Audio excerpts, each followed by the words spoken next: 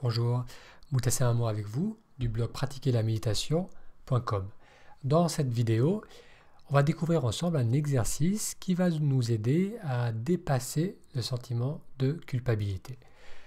Alors, l'objectif de cet exercice, l'idée de cet exercice, c'est de nous amener à voir au-delà de ce sentiment de culpabilité et de revenir vers soi, de revenir vers le moment présent.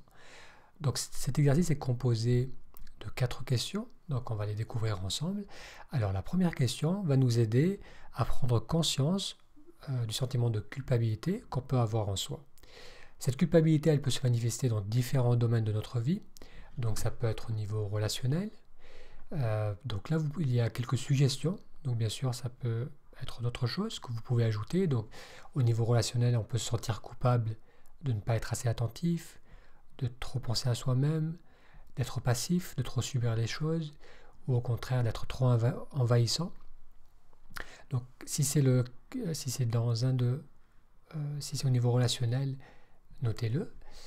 Ça peut être au niveau familial, par rapport à nos enfants, par rapport à nos parents, au niveau de la santé.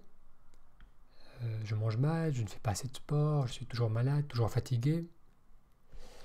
On peut aussi se sentir coupable par rapport aux finances, par rapport à comment l'on gère nos finances. Donc je dépense trop d'argent, je ne travaille pas assez, j'abuse de la générosité de mes proches, ou encore par rapport à notre travail. Je travaille trop, j'abuse de la confiance de mes clients, de mes collègues. Donc pour cette première question, on va essayer de voir dans quel domaine la culpabilité est la plus présente. Ensuite, par rapport à ces réponses, vous allez prendre le domaine où le sentiment de culpabilité est le plus présent et le plus fort. Et ensuite, vous allez choisir les affirmations qui vont avec ce sentiment de culpabilité. Donc ces ressentis peuvent être « on ne peut pas me faire confiance »,« j'ai toujours tendance à agir de la sorte », dès que j'aurai les moyens, donc les moyens ça peut être dès que j'aurai le temps, dès que j'aurai l'argent, dès que j'aurai les infos nécessaires, je résoudrai ce problème. Je ressens de la colère envers ceux qui m'ont mis dans cette situation. Je me sens déprimé et perdu. Je préfère ne pas y penser. Donc là aussi, si vous avez d'autres affirmations, d'autres pensées, d'autres sentiments qui viennent par rapport à cette culpabilité, vous pouvez les noter. Après, la troisième question, c'est à qui je risque de faire le plus de peine si cette situation persiste? Qui ai-je le sentiment d'abandonner? Donc ça peut être des personnes de notre famille, ça peut être notre conjoint, un ami, une amie, un collègue.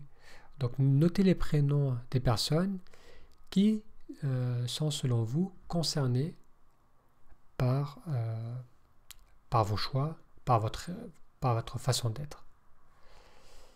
Une fois qu'on a fait ça, parmi ces personnes que vous avez notées, quelle est celle qui a le plus d'importance à vos yeux? Et après, on va essayer de voir à travers les yeux de cette personne et on va entourer les affirmations qui nous semblent les plus justes. Donc cette personne, je pense qu'elle veut mon bien. Je pense que cela fait souffrir de me voir inquiet. Cette personne continuera à m'aimer même si je ne réussis pas. Elle a conscience que la vie n'est pas toujours facile et peut comprendre ma situation. Elle sera heureuse de me voir plus confiante. Le quatrième point, c'est de prendre conscience de la chance d'avoir cette personne dans notre vie, malgré la peur de lui faire de la peine. Ensuite, c'est de ramener notre attention sur notre respiration et de garder en conscience que lorsque l'on vit dans le présent, le sentiment de culpabilité disparaît car il n'a plus de raison d'être. On prend conscience que nous avons déjà tout ce qu'il faut pour être nous-mêmes.